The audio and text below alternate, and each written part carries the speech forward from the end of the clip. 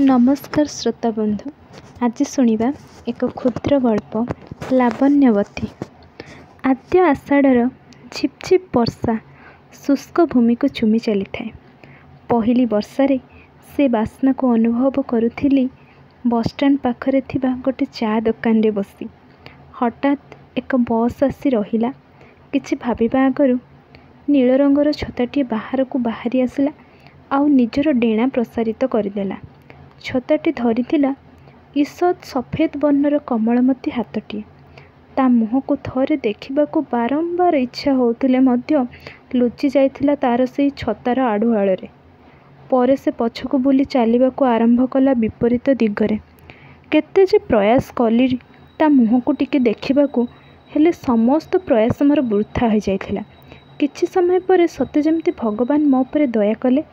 मोर असहायता देखि आउ शाहरुख खान से प्रसिद्ध डायलॉग यथार्थता प्रतिपादन पूर्वक संपूर्ण कायनात चेष्टा करथिले मते ता मुह टिके देखैबाकू। दलकाय पवन एमिति बहिगला जे छातीटा छताटी तार उड़ी ठीक आसी पड़िला मो पाद पाखरे। भंज कवि कल्पना रे सेई लावण्यवती दौड़ी आसथिला मो आड़कू। तार से अनुपमा सौंदर्य को भूली सारी मो निजकू। लंघिबाकू इच्छा होउथिला समाजर समस्त सीमा को। द्वितीय थर न भावी बांधी हेली तारी बाहुबंधन रे। किछि क्षण परे पछरु केउ एक शक्त आघात रे प्रकृतिस्थ होई उठिली मु। बारंबार केजाणी किए देई चलीथिला मते आघात उपरे आघात।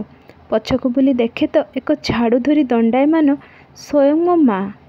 आ बाहुबंधन रे मोर गोटे गोल तकिया।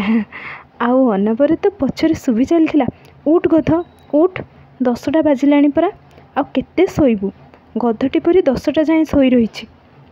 गपटी जदि भल लगी ताल निश्चित भाव लाइक शेयर सब्सक्राइब करंतु। धन्यवाद।